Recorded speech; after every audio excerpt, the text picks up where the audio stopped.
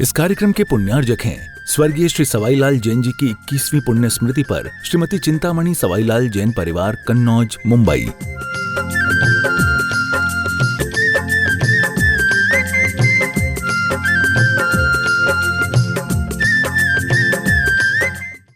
आदिम तीर्थंकर श्री आदिनाथ भगवान की। दोनों हाथों को आकाश की ऊंचाइयां देते हुए पूरी चेतना के साथ अपनी उपस्थिति का एहसास दीजिएगा। चैतन्य चमत्कारी श्री चंद्रप्रभ भगवान की, परम शांति विधायक श्री शांतिनाथ भगवान की, चिंतामणि श्री पार्श्वनाथ भगवान की, वर्तमान शासन नायक श्री महावीर भगवान की, 24 तीर्थंकर भगवंतों की, संत श्रोमणी 108 आचार्य गुरुवर श्री विद्यासागर जी महामुनिराज की, परंपराचार्य श्री समय सागर जी महाराज की, गुणायतन प्रणेता, शंका समाधान प्रवर्तक, भावना योग जनक, तरुणाई के प्रखर वक्ता पूज्य मुनिवर श्री प्रमाण सागर जी महाराज की, पूज्य मुनिवर श्री निर्वेग सागर जी महाराज की, पूज्य मुनिवर श्री संधान सागर जी महाराज की। आइएगा बंधु, टीवी चैनल का सबसे लोकप्रिय कार्यक्रम शंका समाधान, आप सभी लोग मध्य प्रदेश की राजधानी भोपाल स्थित अभदपुरी, जहां पर आचार्य भगवान के मंगल आशीष की छांव तले, पूज्य वनमुनि श्री प्रमाण सागर जी महाराज के मंगल आशीष तले, आचार्य श्री विद्यासागर प्रबंध विज्ञान संस्थान तथा श्री विद्या प्रमाण गुरुकुल जो कि प्रारंभ होने जा रहा है, उस परिसर से आप सभी लोग इस कार्यक्रम को देख रहे हैं और सुन रहे हैं।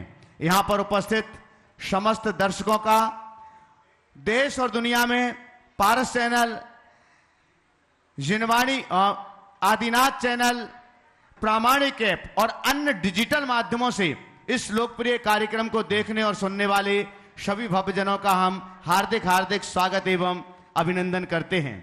बंधुओं, पूज्य श्री के पावन श्री चरणों में हम शंका समाधान के सत्र के लिए प्रार्थना करें। उसके पहले महाराज श्री का मंगल आशीष ग्रहण करते हैं। दोनों हाथों को जोड़िएगा।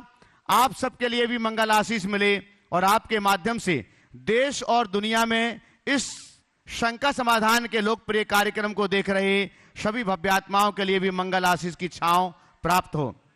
हे महाराज श्री, नमोस्तु नमोस्तु नमोस्तु। हे महाराज श्री, इच्छामी इच्छामी इच्छामी। आइएगा बंधु, जैसे कि आप सभी के लिए मालूम है, पूज्य महाराज श्री की बहुत ही मौलिक प्रवचनों की श्रृंखला आज से प्रारंभ हुई है। हालांकि इसका शुभारंभ कल प्रातः काल की मंगल वेला से हो चुका है, लेकिन आज हम पुनः एक बार आपके लिए बतला देना चाहते हैं। आज देश और दुनिया से अनेक लोग अपने टाइम को सेट करके, कल सायं भी हमने आपसे कहा था कि आप दुनिया के सारे कार्यों को छोड़िएगा, लेकिन प्रातः काल ठीक 8:30 बजे आप अपने घरों पर टीवी स्क्रीन के सामने बैठिएगा। आपके मोबाइल में पारस चैनल आता है, सभी चैनल्स आते हैं, प्रामाणिक ऐप आता है, आप सेट करिएगा। अगर आप कहीं भी यात्रा पर हैं, आप कार में हैं, रास्ते में हैं, ऑफिस में हैं, कहीं पर भी आप हैं, तो भी आप सुनिश्चित कीजिएगा प्रातः 8:30 बजे के समय को, क्योंकि ये आपके जीवन का मौलिक प्रवचन है जो महाराज श्री ने भावना योग पर आधारित इस प्रवचन को दिया है। इस प्रवचन में आपके जीवन में आने वाली सारी निगेटिविटी, आपके जीवन के उत्तमोत्तम स्वास्थ्य के लिए, आपके मन सा वाचा कर्मणा परिवर्तन के लिए, आपके परिवार और अन्य सारे विकल्पों को दूर करने के लिए प्रवचन श्रृंखला प्रारंभ हुई है। भावना योग से नकारात्मक विचारों पर आप कैसे विजय प्राप्त कर सकते हैं, नकारात्मक विचारों का, नेगेटिव ऊर्जा का कैसे हल आपको मिल सकता है, वो सारा का सारा विषय प्रातः काल के प्रवचनों में मिलता है। आज आपने हिंदी के संपूर्ण अक्षरों में से प्रथम अक्षर अ के ऊपर, अहंकार के ऊपर महाराज श्री की मंगल देशना को सुना। इस बार के प्रवचनों की विशेषता यह है कि ये प्रैक्टिकल रूप में भी है। महाराज श्री के प्रवचनों के बाद 10 मिनट आपके लिए भावना योग करवाया जाता है। और भावना योग वह नहीं जो आप YouTube पर देखते हैं, भावना योग वह नहीं जो आपके पास संकलित है, बल्कि जितने भी प्रवचन श्रृंखलाएं हैं उस दिन का भावना योग उस विषय पर आधारित हुआ करता है। इसीलिए आप महाराज श्री के प्रातःकालीन प्रवचनों की श्रृंखला को अवश्य ही आप अपने जीवन के, आप अपने दैनंदिन कार्यक्रमों के टाइम को सेट कीजिएगा और निश्चिततम रूप पर प्रातः 8:35 से 9:25 तक के समय को आप व्यस्ततम समय हो चाहे कैसा भी समय हो उसमें से निकालिएगा और महाराज श्री के भावना योग पर इन मौलिक प्रवचनों की श्रृंखला को अवश्य सुनिएगा। ये प्रवचन श्रृंखला आज से प्रारंभ हुई। महाराज श्री स्वयं आगे जाकर के बतलाएंगे आपके जीवन के सुधार के लिए कितने दिन अपेक्षित हैं, एक अक्षर पर आपके जीवन की नेगेटिविटी निकालने के लिए कितने दिन अपेक्षित हैं, वो स्वयं महाराज श्री आने वाले दिनों में आपके बीच बतलाएंगे।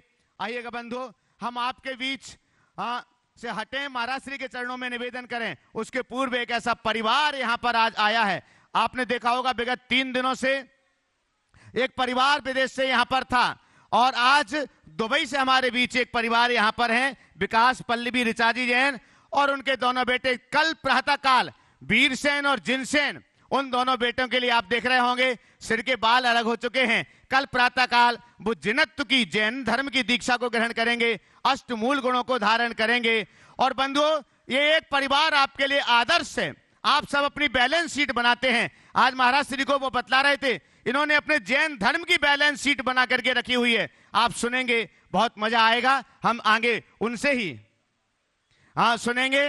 तो मैं चाहता हूं यहां पर जो भी पदाधिकारीगण उपस्थित हैं, नगर निगम सुबोध जी जैन और प्रदीप जी जैन कृपया पहुंचे और विकास जी पल्लवी ऋचा जी जैन जो दुबई से हमारे बीच हैं उनका सम्मान करेंगे। पीत वस्त्र वहीं जाकर के उनका सम्मान करेंगे। आप लोग जोरदार करतल ध्वनि से, और महिलाओं का सम्मान जो स्थानीय महिला वर्ग यहां पर बैठे हो, यहां से जुड़े हुए, वो प्रदीप जी की धर्मपत्नी पहुंच जाइएगा महिला वर्ग का सम्मान करने के लिए। जो भी महिला वर्ग से यहां पर हैं, आप लोग करतल ध्वनि से सम्मान कीजिएगा। बंधु आदर्श उपस्थित है। इन्होंने जैसे बताया, दुबई में रहते हुए भी आज तक इनके घर में जमीकंद नहीं आया है, ना बना है। इतने विदेश में रहने के बाद भी इतना कड़ाई से जैन धर्म का पालन करना बहुत बड़ी बात होती है। आइएगा, दोनों हाथों को जोड़ते हैं और हम सीधे सीधे चलते हैं पूज्य महाराज श्री के पावन चरणारविंद में।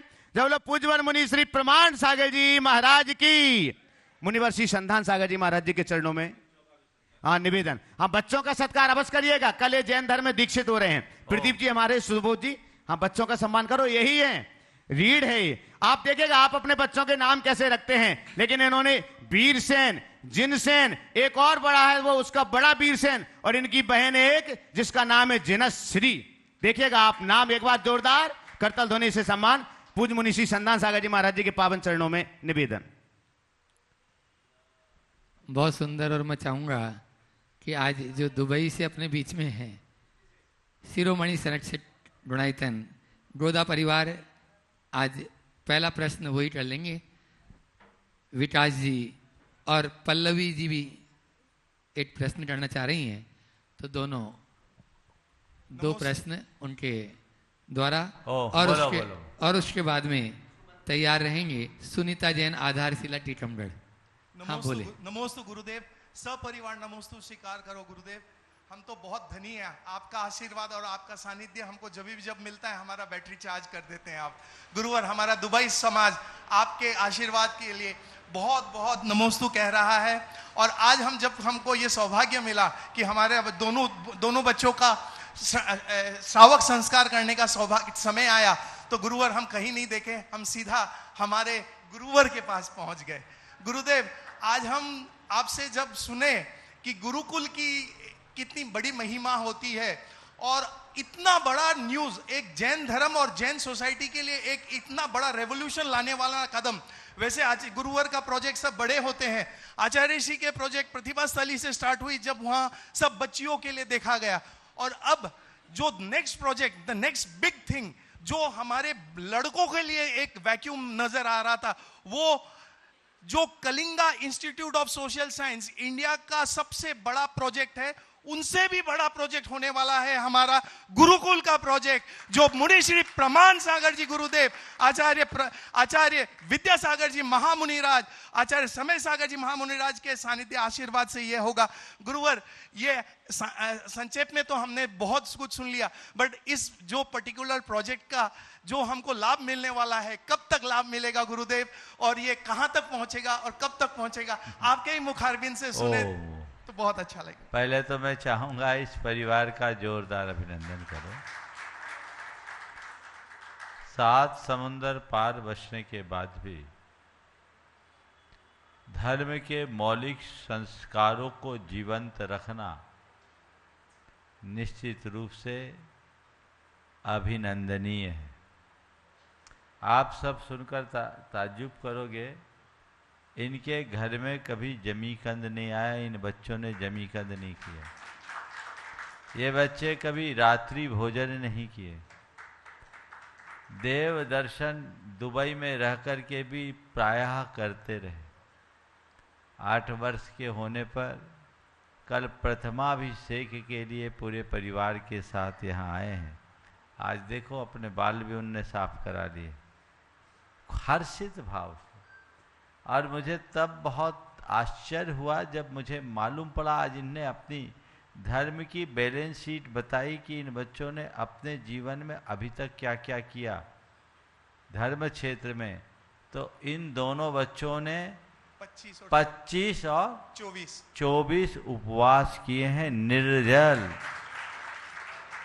8 साल की उम्र नहीं हुई, बड़े बड़े जिंदगी में नहीं किए होंगे। अभी 50 साल 60 साल वालों ने जिंदगी में 25 उपवास नहीं किए होंगे, और इन दोनों नन्हे मुन्ने बच्चों ने अपने जीवन में 25 और 24, इनकी है ना जीनाश्री थोड़ी सी बड़ी है, वो 42 उपवास 65 उपवास कर ली, जो अभी प्रतिभा सलीम पढ़ती पढ़ चुकी क्लास 10 तक पढ़ी और 10 तक पढ़ी। हाँ, तो ये इन बच्चों ने दान किया अपने पॉकेट मनी से। तो ये संस्कार, ये प्रेरणा सब परिवारों में जगनी चाहिए।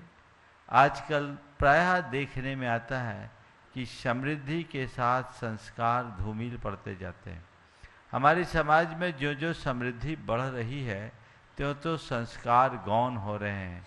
ये उसका एक अच्छा उदाहरण है कि समृद्धि के साथ संस्कारों को सुरक्षित रख करके चल रहे हैं।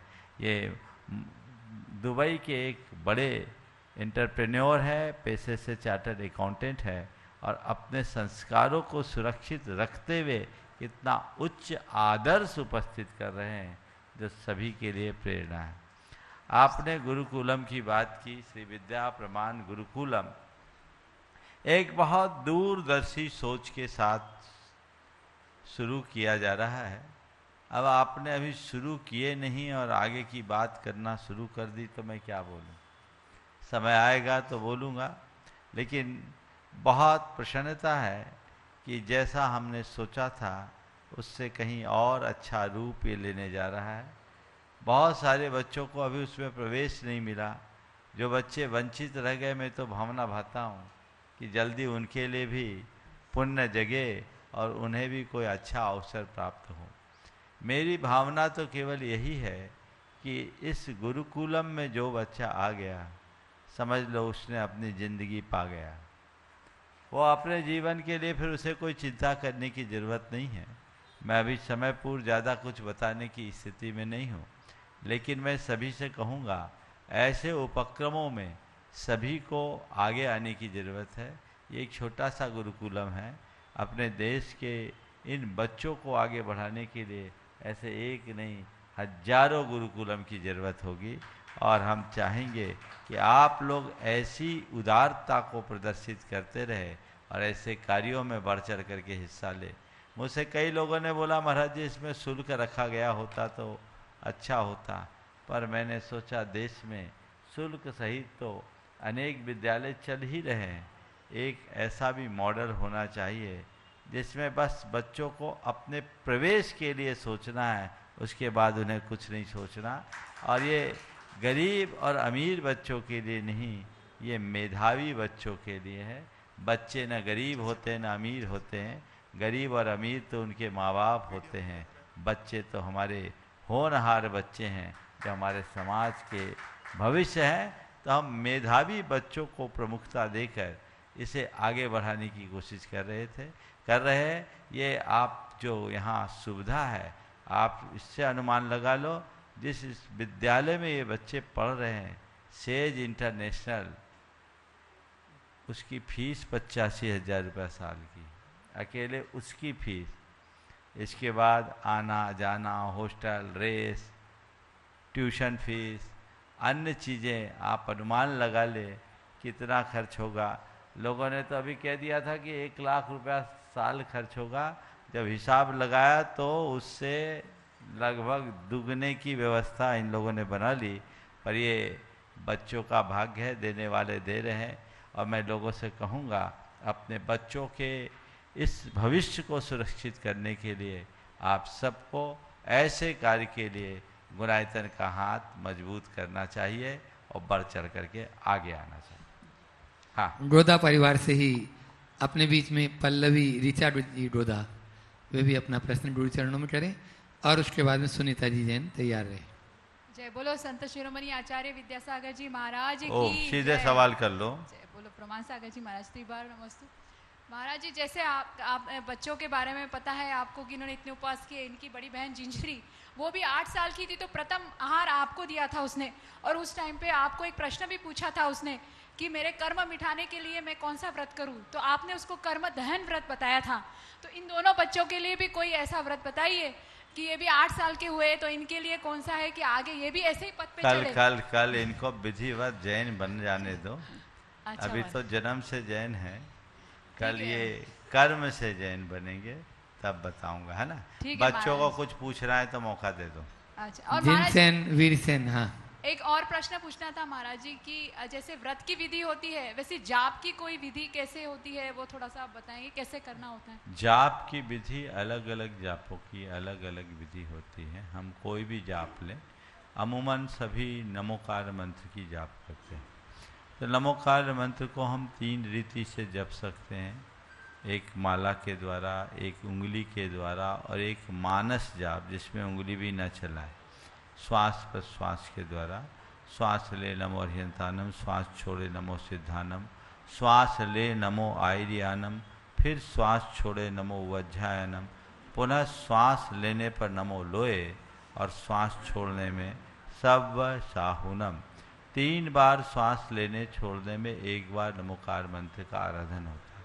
ये सामान्य जाप है, लेकिन जब किसी जप विशेष का संकल्प लेते हैं, उनकी संख्या के साथ, ये मान लीजिए मुझे ये जाप 1.25 लाख जाप करनी है, 11 लाख जाप करनी है या 51,000 जाप करनी है, जो भी आपने संकल्प लिया उसके लिए एक स्थान निश्चित करना चाहिए, समय निश्चित करना चाहिए।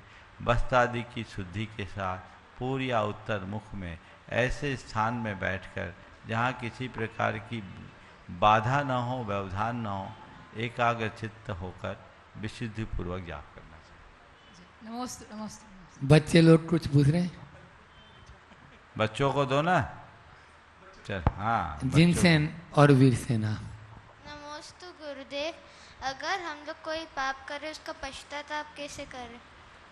पाप करने के बाद देखो, छोटे मोटे पाप होना तो उसी तुरंत भगवान को याद करके कहना है, भगवान मैंने ये पाप किया, मुझसे गलती हो गई, मुझे क्षमा करे, अब मैं इसकी पुनरावृत्ति नहीं करूँगा, मेरा ये पाप मिथ्या हो, और एक कायस्वर किया करो। और बड़ा पाप हो तो गुरुओं से उसका आशीर्वाद लेना चाहिए, प्रायश्चित लेना चाहिए। ठीक है, चलो। वीरसेन, हाँ। हाँ बोलो। नमोस्तु महाराज जी, नमोस्तु महाराज जी, नमोस्तु महाराज जी।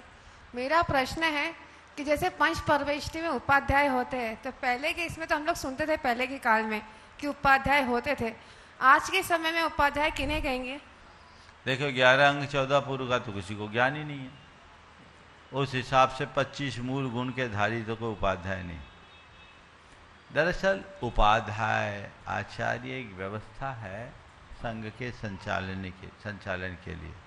आचार्य संघ के नायक होते हैं, जैसे ग्रुप कैप्टन, समझ गए, वो पूरे संघ के दायित्व को आगे संभालते हैं, एक प्रकार से नेतृत्व प्रदान करते हैं। उपाध्याय जो होते हैं वो अध्ययन अध्यापन का कार्य कराते हैं।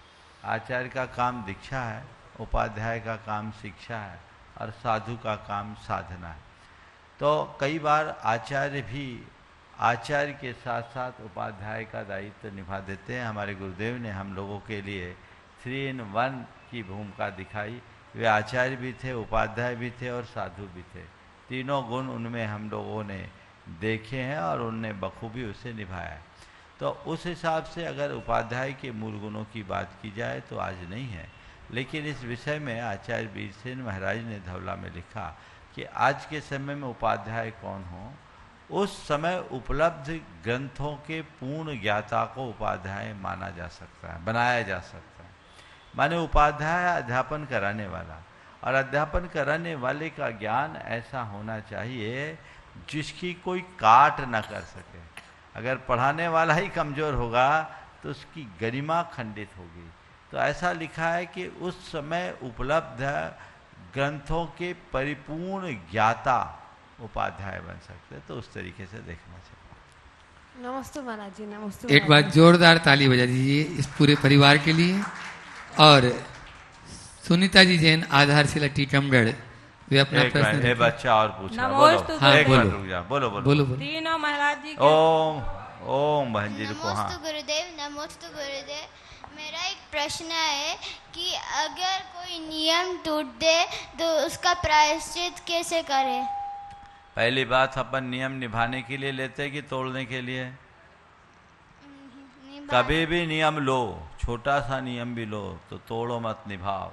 उस शियार को याद करो जो प्यासा तड़प गया लेकिन नियम नहीं तोड़ा। खदीर साल भील को याद करो जो प्राण छोड़ दिया लेकिन नियम नहीं तोड़ा। तो हम कोई भी नियम लें, नियम को दृढ़ता से निभाएं। मैं बच्चों के माताओं से कहना चाहूँगा, अगर बच्चे कोई नियम लेते हैं तो आप उनका मनोबल बढ़ाओ। उन्हें ये मत कहो बेटा चलता है, इतना तो चल जाएगा, बाद में प्रायश्चित ले लेना। आप बच्चों की निष्ठा कमज़ोर करके एक बड़ा अपराध करती। और फिर ऐसे बच्चे जिनके बचपन में ही निष्ठा खत्म हो जाती है, फिर आगे उनको धर्म कर्म से ज़्यादा अनुराग नहीं बचता। इनको नियमों का महात्म्य बताना चाहिए ताकि इनके जीवन का कल्याण हो। नियम को अपने जीवन का आदर्श बनाना चाहिए, नियम को बोझ नहीं, बंधन नहीं। इसलिए नियमों के प्रति उत्साह रखना चाहिए और कोई भी नियम हो तोड़ना नहीं चाहिए।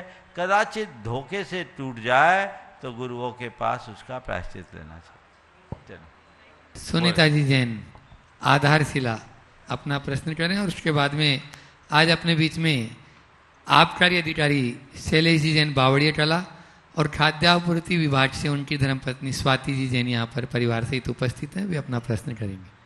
नमोस्तु गुरुदेव। तीनों महाराज जी के चरणों में 3 बार नमोस्तु नमोस्तु नमोस्तु।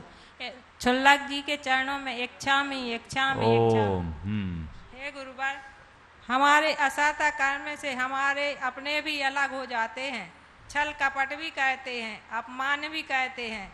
ये जानते हुए भी ऐसा होता है। मन में संकल्प विकल्प आने पर हमें क्या करना चाहिए? कर्मोदय का विचार करके समता रखना चाहिए, अपने आप को संभालना चाहिए कि सामने वाला तो केवल निमित्त है, अंतरंग कारण मेरा कर्म। नमोस्तु गुरुदेव। शैलेश जी जैन, आबकारी अधिकारी स्वाति जी जैन खाद्यापूर्ति विभाग में है, बावड़िया टला से अपने बीच में, और शक्ति जैन उनकी बिटिया। उसके बाद में तैयार रहेंगे अहमदाबाद से विभूति जैन। महाराज जी के चरणों में 3 बार नमोस्तु नमोस्तु नमोस्तु। महाराज जी, मेरा प्रश्न ये है कि हमें मालूम होता है कि हमारे साथ कोई बुरा कर रहा है और जिसकी वजह से हम परेशान भी हो रहे हैं, और उसके लिए हमारे मन भी विकार आते हैं कि इसका बुरा क्यों नहीं होता। ऐसे भाव ना आए, इसके लिए क्या करना चाहिए महाराज जी? बहुत अच्छा सवाल है, और इस तरह की मानसिकता से कई लोग गुजरते हैं। कोई हमारा बुरा कर रहा है और हमारे मन में उसके प्रति ये भाव आना कि इसका बुरा क्यों नहीं हो रहा, ये एक प्रकार की नकारात्मक प्रतिक्रिया है। हमें अपनी सोच को पॉजिटिव और आध्यात्मिक बनाना चाहिए। ये सोचना चाहिए कि मेरा कोई बुरा करने वाला है ही नहीं। मेरा बुरा करने वाला असल में तो मेरा अपना कर्म है, वह तो केवल निमित्त है। वह केवल निमित्त बनकर आया है, वो मेरा बुरा क्या करेगा। और आत्मा की तरफ देखो तो आत्मा का तो कोई बुरा कर ही नहीं सकता। यदि आत्मस्मृति बनी रहे तो तुम्हें कभी विचलन नहीं होगा। आत्मा का एक प्रदेश भी इधर से उधर नहीं हो सकता। मेरा बुरा कर रहा है, क्या बुरा कर रहा है? मेरी छवि खराब कर रहा है, मुझे पैसों का नुकसान कर रहा है, मेरे परिवार पर अटैक कर रहा है, मेरे सेहत से खिलवाड़ कर रहा है, मेरी रेपुटेशन बिगाड़ रहा है, मेरी कैरियर पर आंच लगा रहा है। यही ना, ये सब में क्या मेरा है? कुछ है तो मेरा क्या बिगाड़ा? मेरी ये छवि ये है, ये छवि है। मेरी जो असल छवि है उसे पहचानो, बुरा लगेगा ही नहीं। मेरा जो अपना स्वरूप है उसे पहचानो, बुरा कुछ लगेगा ही नहीं। ये तो सब ऊपर के चोले हैं। आत्म तत्व पर विश्वास और कर्म सिद्धांत पर श्रद्धा विचलित नहीं होने देगी। वो आया है, ठीक है, एक निमित्त बनकर आया है, इसके निमित्त से मेरे कर्म कटेंगे। जिस गुरुदेव ने एक बहुत अच्छा हाइकू लिखा, जिनसे मेरे कर्म कटे मिटे वे शत्रु कैसे। जिनसे मेरे कर्म कटे बिन से वे शत्रु कैसे। वो मेरा दुश्मन नहीं है, मेरे कर्म को काटने में निमित्त बनकर आया है। ये धारणा बना लोगे तो अपने आप में असीम पराक्रम से भर जाओगे, फिर रंचमात विचलित नहीं होगे। ये अंदर का जो मोह है ना, हमने जो अपने अंदर पाल रखा है और उससे प्रेरित जो ये अहंकार है, जिसकी चर्चा आज प्रातः काल मैंने की थी कि हमने कल्पना को यथार्थ मान लिया, अपनी काल्पनिक छवि को ही अपनी असली छवि मानने का भ्रम पाल लिया। वह चीज़ें हमारे जीवन को यूं ही बर्बाद करती है और उससे हमारा जीवन बिगड़ता है। दूसरा, इसमें पॉजिटिव सोचो कि क्या बुरा किया, वो मुझे सजग कर रहा है, उसके कारण मैं सावधान हो रहा हूँ। अब मेरा कोई आलोचक नहीं, मेरा कोई बुरा करने वाला नहीं हो तो मैं तो बेवकूफ़ हो जाऊंगा। कोई बुरा करने वाला होगा तो मैं सतर्क तो रहूँगा। तो अच्छा है, मुझे अब अपना काम सतर्कता से करना है, मुझे अपना काम स्थिरता पूर्वक करना है। ऐसी सतर्कता और स्थिरता की भावना और प्रेरणा मन में जग जाए तो बुरा काम। समझ गया? स्वाति जैन नमोस्तु महाराज। वे अपना प्रश्न करें और उसके बाद में विभूति जैन अहमदाबाद तैयार रहे। नमोस्तु महाराज। महाराज जी, जितनी भी वर्किंग वुमेन्स हैं उनके लिए, वर्किंग वुमेन्स हैं जो भी कहीं भी पदस्थ हैं, कुछ भी कार्य कर रही हैं, उनके जीवन में एक होता है पदीय दायित्व, एक होते हैं पारिवारिक दायित्व और तीसरे होते हैं धार्मिक दायित्व। इनके बीच में सामंजस्य कैसे बैठाएं? और इनमें से कुछ भी छूटता है तो कहीं ना कहीं मन में शंका उत्पन्न होती है कि हम ये नहीं कर पा रहे हैं, वो नहीं कर पा रहे हैं, कुछ छूट रहा है। देखिए, ये बहुत ही ज्वलंत सवाल। दायित्व तो सब है और दायित्वों का निर्वाह तो करना चाहिए। पति के प्रति, परिवार के प्रति, धर्म के प्रति, समाज के प्रति, स्वयं के प्रति। अपना एक प्रोफेशन है, वो अपनी जगह है, पर हमें सबके बीच अपनी प्रायोरिटी देखनी चाहिए कि मेरी प्राथमिकता क्या है। जो वर्किंग है मैं उनसे पूछता हूँ, आखिर ये वर्किंग क्यों, आप जॉब क्यों कर रहे? सर, आज की स्थिति में महाराज जी ये है कि पा लिया है तो कर रहे हैं अब उसको। खैर, अगर आप ऐसा कह रहे हैं तो एक अलग चीज़ है, लेकिन मैं तो कोई और उत्तर की आशा रख रहा था। नहीं महाराज जी। बहुत अच्छी बात, पा लिया तो कर लिए। किस लिए? जरूरत है? जरूरत थी महाराज जी। आज है? आज उतनी नहीं है महाराज। अब आप देखो कि सबसे ज्यादा जरूरत मुझे किसकी है? परिवार की, बच्चों की, पति की, समाज की, धर्म की। जो ज्यादा जरूरी उस पर ध्यान दो। जी महाराज। पैसा कमाओगे तो पर्स भरेगा और घर में हर महीने कुछ ज्वेलरी जाएगी। जी महाराज जी। लेकिन यदि सही तरीके से विचार करोगे तो परिवार में खुशियों के फूल खिलेंगे। अब तुम्हें तय करना है कि मुझे क्या करना है, ये देख के करना।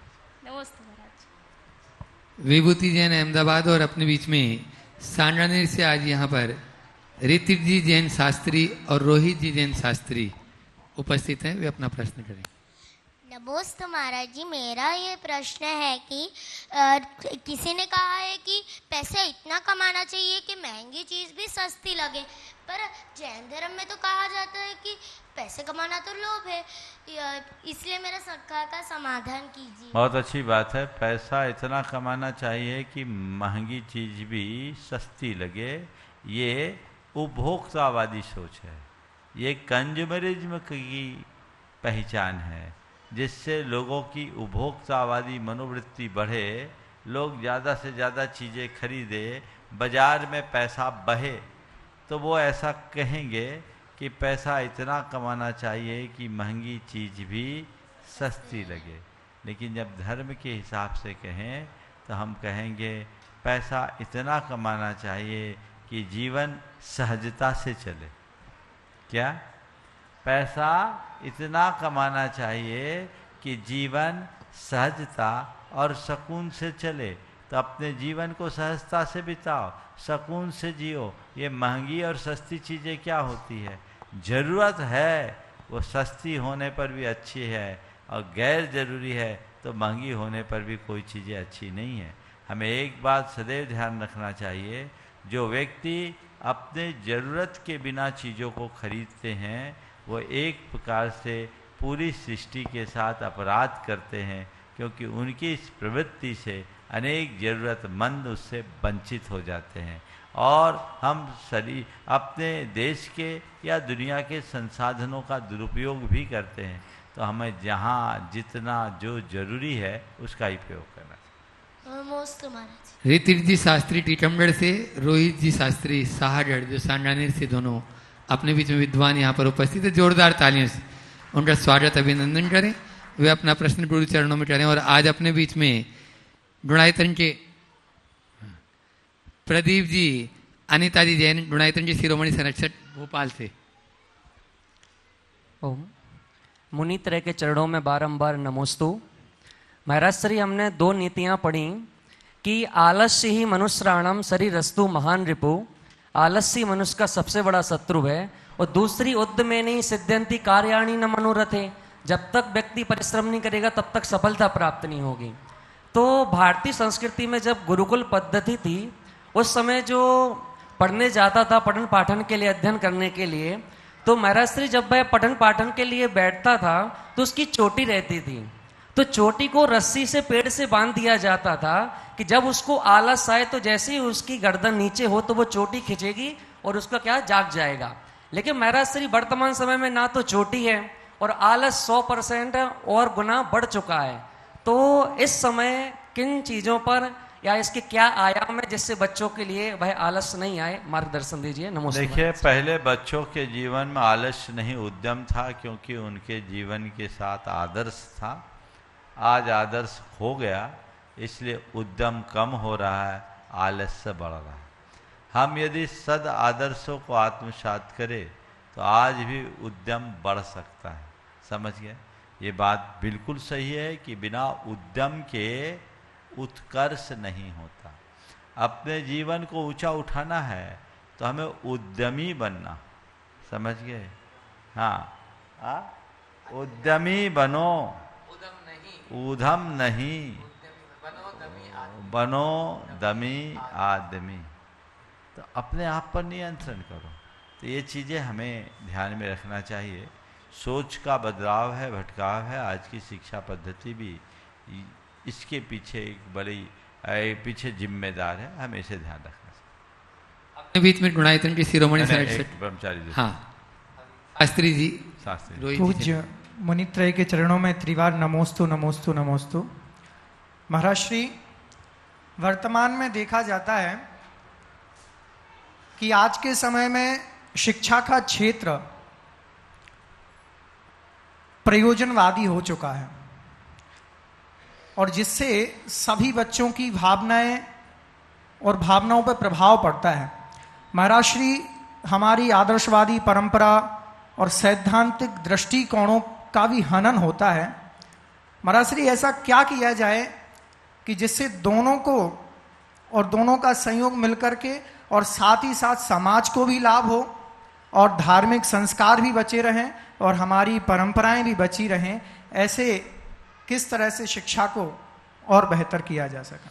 देखो, शिक्षा के विषय में बहुत बार चर्चाएं हुई है, प्रायः चर्चाएं आते रहती।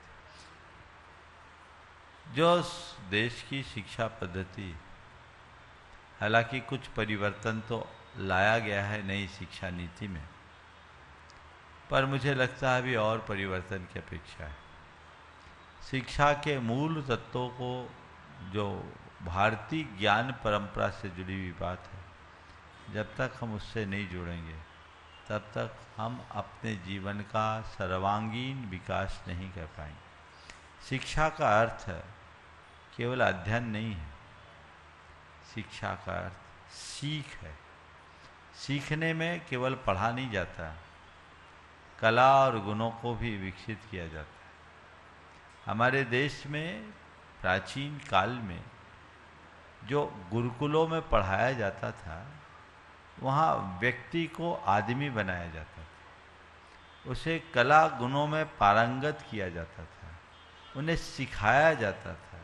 वो आर्ट, कल्चर, सब चीज़ों, आर्ट और स्कल्पचर सब चीज़ों में बहुत निष्णात होते थे। उसका ये परिणाम है कि उन दिनों हमारे देश में एक भी याचक और भिखारी नहीं था। हर आदमी पढ़ लिख कर अपना पेट पालने में, अपना ही नहीं अपने साथ अपने परिवार का पेट पालने में समर्थ होता था, क्योंकि उसे उतनी चीज़ें सिखा दी जाती। अब जब से मैकाले के प्रस्ताव के बाद अंग्रेज़ों की शिक्षा नीति हावी हुई, तो उनने अध्ययन को ही शिक्षा बना लिया और उससे लोग, उन्हें बाबुओं की ज़रूरत थी, तो हमारे एक अच्छे मनुष्य को बाबू बना करके छोड़ दिया और सब के सब बाबू बन गए। तो ये चीज़ें ठीक नहीं है। कला गुणों का विकास हमारा लक्ष्य होना चाहिए और व्यक्ति हर स्थिति का सामना करने में समर्थ बन सके, ऐसा प्रयास हो। नमस्ते। गुणायतन के शिरोमणि संरक्षक प्रदीप अनिताजी जैन भोपाल, वे अपना प्रश्न करें और उसके बाद में आज अपने बीच में गुणायतन के कार्याध्यक्ष जो अहरनिश स्वप्न में भी गुणायतन को ही देखते हैं, ऐसे एनसी जैन साहब दिल्ली से अपने बीच में हैं, वे अपना बात भी रखेंगे और प्रश्न भी। गुरुवर, शंका समाधान के वो भावना योग के प्रणेता प्रमाण सागर महाराज जी को चरणों में बंदनम बंदनम बंदनम, दोनों मुनिवर के चरणों में बंदनम, शुल्लक महाराज के चरणों में इच्छामी, माता जी को बंदामी। गुरुवर, मेरी शंका यह है कि पुरानी एक कहावत हम लोगों ने बचपन में सुनी थी कि घर के आंगन के मेड़े या खूंटी से ही घर के परिवार और घर के मालिक को नुकसान होता है। फिर से बोलना। घर के आंगन में जो मेड़ा या खूंटी होती है, उसी से घर के परिवार के मालिक को और परिवार के सदस्यों को चोट लगती है। यानी कि हमारे मिलने वाले, हमारे परिचित, हमारे जो साथ के सभी सहयोगी रहते हैं, उन्हीं लोगों से ही क्यों नुकसान होता है? ऐसी क्या उपाय किया जाए कि जिससे ये इस तरीके की दुर्भावनाओं से बचा जाए? मैं तो ये कहता हूँ कि इससे बचने की जगह इसका सत्कार करना चाहिए और ये सोचना चाहिए कि चलो गैरों की जगह अपनों से ही नुकसान हुआ, हमें नुकसान पहुँचाया और किसी को फ़ायदा हो गया तो हमारा क्या बुरा है। यदि हम ऐसी बात सोच ले तो क्या बुराई। ये जो कहा जाता है घर के बेड़े से चोट लगती है, वो क्यों बनाया जाता है? इसलिए कि घर में आप सतर्क होकर के प्रवेश करो, आप ऐसे प्रवेश मत करो।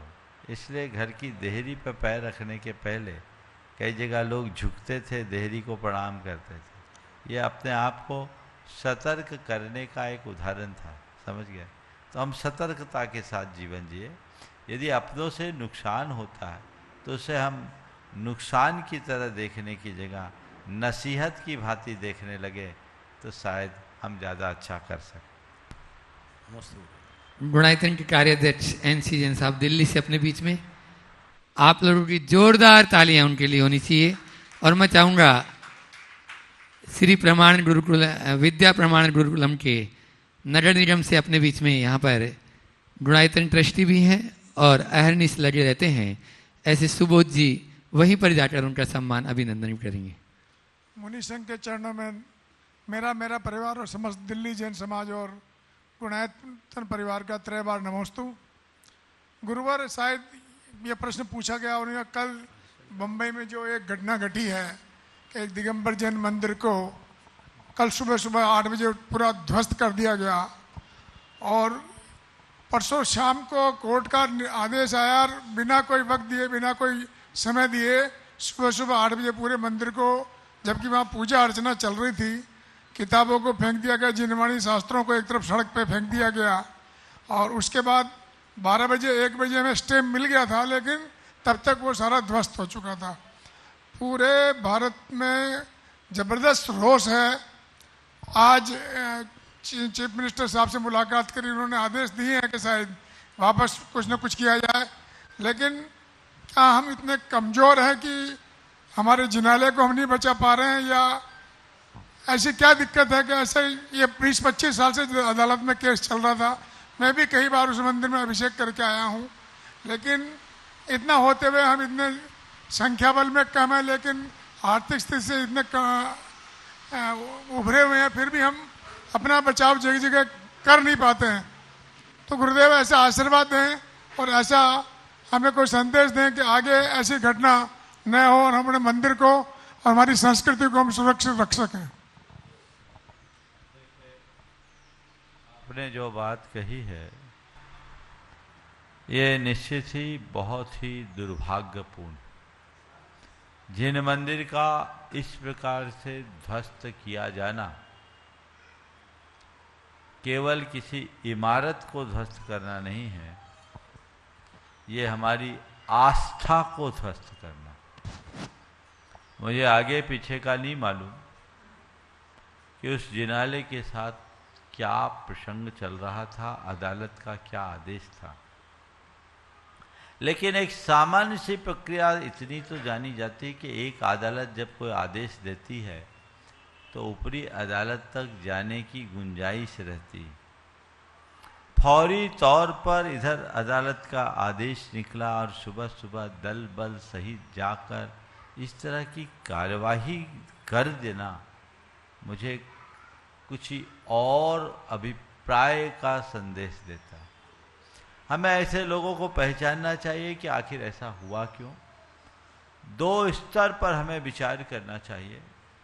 पहला कि हमारे समाज में जितने भी मंदिर और धर्मायतन हैं, हम उनका निर्माण इस तरीके से कराएं कि कभी इसमें आँच ना आए और उन्हें हम पूरी तरह से कानूनी तौर पर सुरक्षित करें, उनकी सुरक्षा को सुनिश्चित करें, ताकि कहीं हमारी आस्था के साथ किसी प्रकार का खिलवाड़ न हो सके। और दूसरी बात, यदि कहीं ऐसा होता है तो हम उसे सुरक्षित करने के लिए जो भी संभव उपाय है वो उपाय करें, ताकि हमारी आस्था अखंडित बनी रहे। अब ये घटना घटी है, आपने बताया कि मुख्यमंत्री जी ने इस पर कुछ अपनी ओर से निर्देश जारी किया, लेकिन ये तो बहुत ही निंदनीय कृत्य हुआ कैसे, इस पर विचार करना चाहिए और उसे रोकने का प्रयास करना चाहिए। आगे किसी भी धर्मायतन के साथ इस तरह की पुनरावृत्ति ना हो।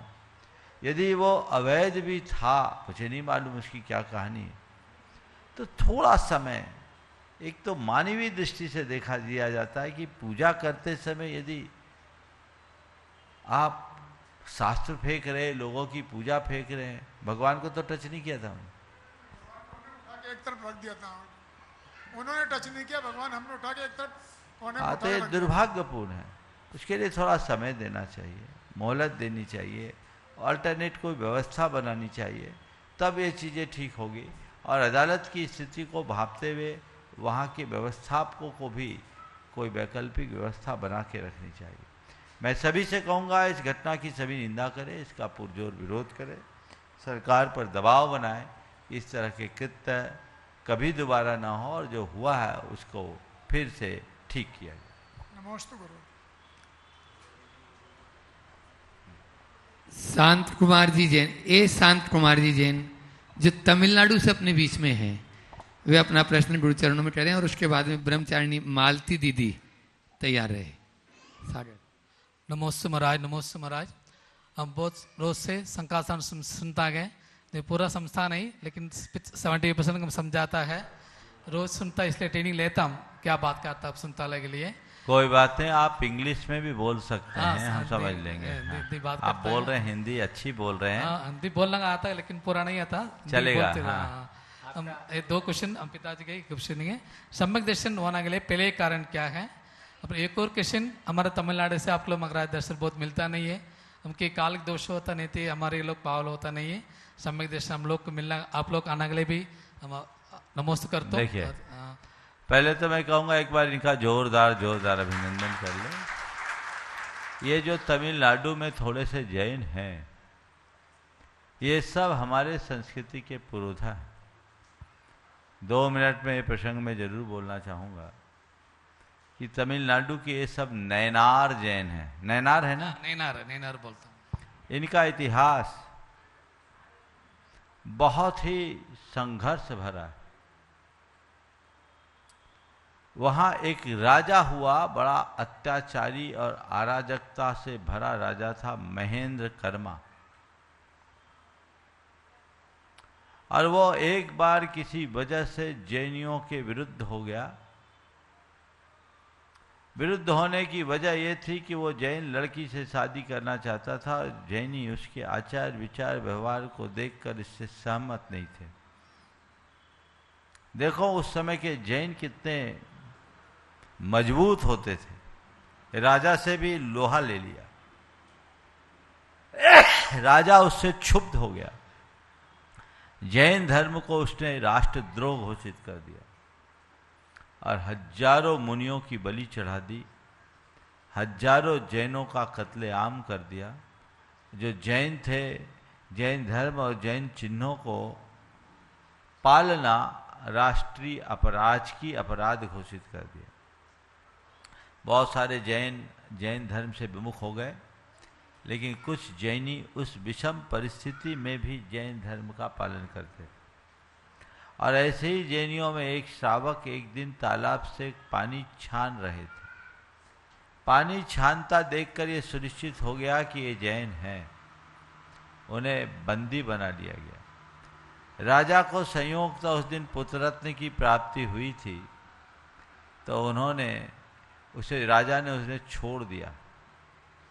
उनका स्वाभिमान जगा और वे वहां से निकलकर सीधे श्रवणबेलगोल गए।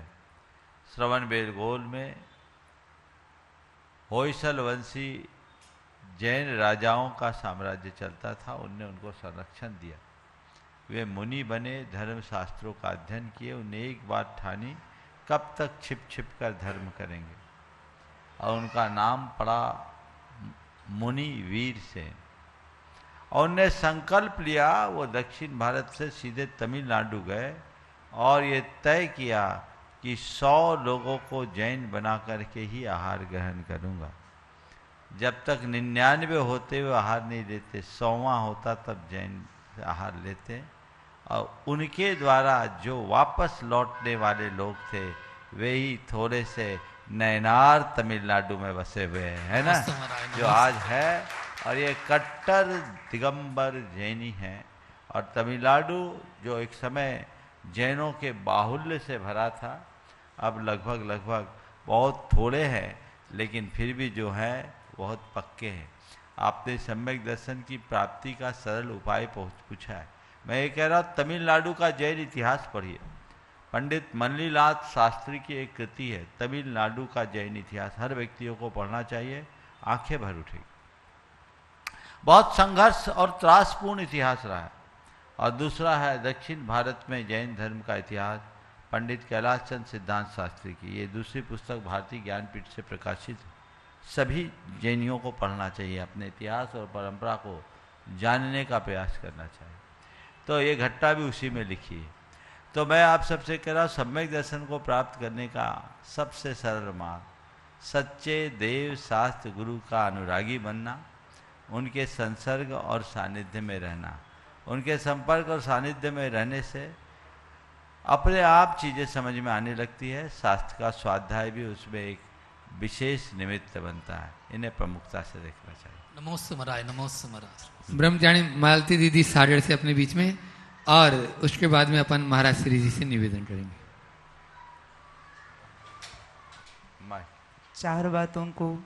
चार बातों की निर्बल संजीवनी को पिलाते हुए ज्योतिर्मय जीवन जलाने वाले मुनिवर श्री प्रमाण साहब मुनिराज के चरणों में कोटि सा नमोस्तु।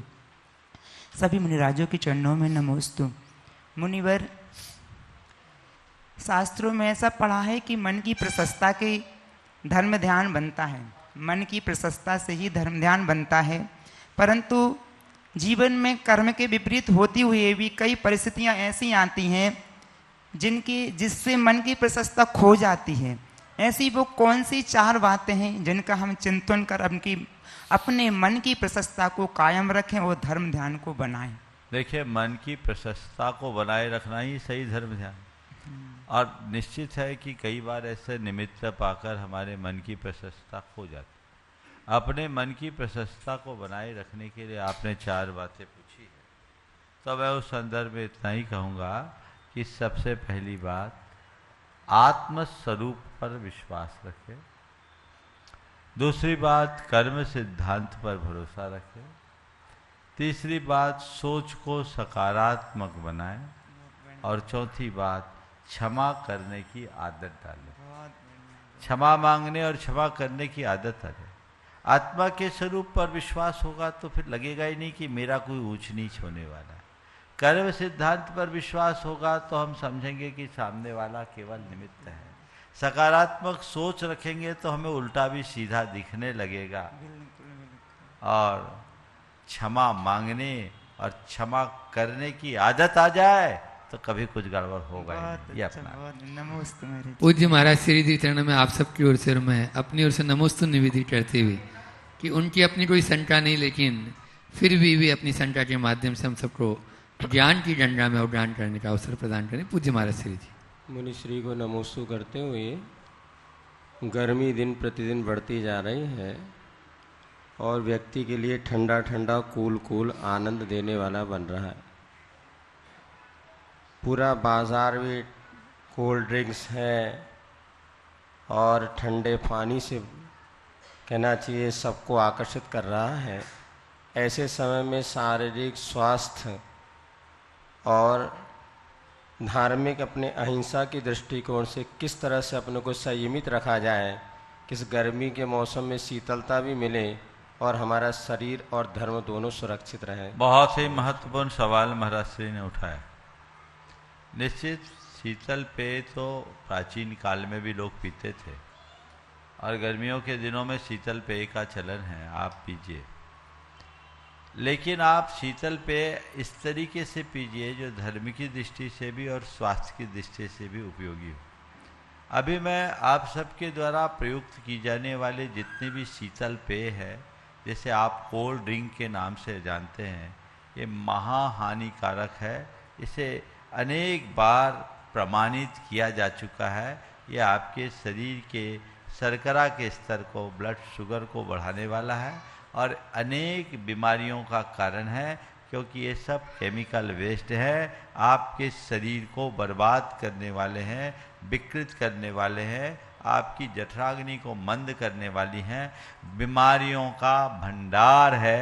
इसलिए इनसे बचना चाहिए। ये हमारे शरीर को कोई पोषक तत्व प्रदान नहीं करते, बल्कि हमारे शरीर में एक्स्ट्रा ग्लूकोज जमा कर अनेक प्रकार के टॉक्सिन्स भर देते हैं, यानी हमारे शरीर को विषैला बना देते हैं, विषाक्त बना देते हैं। तो हमें ऐसी प्रवृत्तियों से अपने आप को बचाना चाहिए। कोल्ड ड्रिंक, शीतल पेय बंद करो। अब ठंडा पीना है, अब फ्रूटी चाहिए और सब तरह फ्रूटी तो ठीक है, और तरह के कोल्ड ड्रिंक बहुत चलते हैं। मैं आपसे कहता हूँ अगर ठंडा ही लेना है तो हमारे देश में ठंडा ही चलता था, छाछ की लस्सी चलती थी, गन्ने का रस चलता है, आप संतरे का रस ले लो, डाब का पानी पी लो, इसका आम का पना पी लो, ये पैसा आपके देश के किसान के जेब में जाएगा, किसी मल्टीनेशनल कंपनी में नहीं, और आपकी सेहत भी सुरक्षित रहेगी। और इसे ठंडा करने का भी परंपरागत तरीका था। अभी जैसे आप लोग घरों में फ्रिज का उपयोग करते हैं, रिसर्च बताते हैं कि फ्रिज और फ्रिज में प्रयुक्त अमोनिया गैस सेहत के लिए उपयुक्त नहीं है, हार्ट अटैक का भी कारण है और किडनी जैसे अंगों के लिए भी प्रभावित करती है। आपको ये चीज़ें से पूरा होने दो, आपको ये चीज़ें बिल्कुल ध्यान में रखना चाहिए। मटके का पानी पीजिए। अभी डॉक्टर भंडारी जी, मनोहर लाल जी भंडारी, डॉक्टर मनोहर भंडारी इंदौर के बहुत बड़े चिकित्सक हैं और उनके पुस्तक है भारतीय ज्ञान परंपरा और समग्र स्वास्थ्य। ये किताब सबको पढ़नी है। मध्य प्रदेश हिंदी ग्रंथ अकादमी से ये प्रकाशित हुई है, आप इसे उपलब्ध कर सकते हैं। उन्होंने इन सब बातों पर बहुत ही स्पष्टता के साथ तथ्यात्मक ढंग से लिखा है कि ये हमारे सेहत के लिए काल है। इनका बंद कीजिए, घर में मटके और सुराही का प्रयोग कीजिए ना। फ्रिज का पानी क्यों पीना, वो आपके लिए बर्बाद करेगा। और आज कई तरह की बीमारी आ रही है, हटा दीजिए। और अब तो मिट्टी कूल नाम की एक कंपनी मिट्टी का फ्रिज बना रही, इको फ्रेंडली। आपको कोई ज़रूरत नहीं इस तरह के अमोनिया वाले फ्रिज की, चीज़ें सुरक्षित रहेगी। आप उसको लीजिए, उसका स्वाद भी अलग। मटके का पानी, सुराही के पानी का स्वाद एक तरफ और फ्रिज के पानी का स्वाद एक तरफ, देखो कितना अंतर। उसमें मिनरल्स मिलते हैं। तो आप उसी परंपरा को पुनरुज्जीवित कीजिए, फालतू के खर्च से बचेंगे, अपने सेहत को सुरक्षित रख पाएंगे। इसमें पानी छानने की भी प्रक्रिया आपकी पूरी होगी और आपका स्वास्थ्य सुरक्षित होगा। पुराने ज़माने में एक और टेक्निक थी पानी को ठंडा करने की। पूरे मटके या हंडे को भर दिया जाता था लबालब, उसको कपड़े से बांध दिया जाता था और उल्टा लटका दिया जाता। एक बूंद पानी नहीं गिरता। आप सोचोगे कि पानी, एयर का प्रेशर होने से पानी गिरता नहीं, और पानी 2-3 घंटे में ऐसा ठंडा हो जाए कि पूछो ही नहीं, और उसका स्वाद भी अच्छा है। आज भी कतिपय व्रती लोग इसी तरीके से पानी को ठंडा करते हैं। तो जो हमारे परंपरा के अनुकूल है उसका हमें ध्यान रखना चाहिए और ऐसी प्रवृत्तियों से सभी को बचना चाहिए। बंधुओं, इन दिनों जो एक नई प्रवचन श्रृंखला यहाँ प्रारंभ हुई, सबकी भावना थी कि कुछ नया हम सबको मिले जो भावना योग के प्रायोगिक रूप में हो। तो हमने एक श्रृंखला अभी प्रारंभ की है, मुझे लगता है काफ़ी लंबी चलेगी। भावना योग से नकारात्मकता का हल, और मैंने एक एक शब्दों के आधार पर जितने भी नकारात्मक वृत्तियां हैं उनको रेखांकित करने का प्रयास किया है। और उसमें ये एक प्रकार से कार्यशाला है, वर्कशॉप है, जिसमें आपको एक्टिविटीज भी है और भावना योग भी है। जो लोग भी इसका लाभ ले रहे हैं वे रोज ले, निश्चित नियमित समय पर ले, और जो अभी तक नहीं ले पाए वे लाभ लेने का मन बनाए, अन्य लोगों को भी इससे जोड़े, उन्हें प्रेरित करें, ताकि कुछ अच्छा ग्रहण किया जा सके और अच्छा घटित किया जा सके। समय पर्याप्त हो गया है, यहीं पर विराम। बोलिए अहिंसा परमो धर्म की। आचार भक्ति, अपराणिक आचार बंधाएं, सिद्ध भक्ति का असर।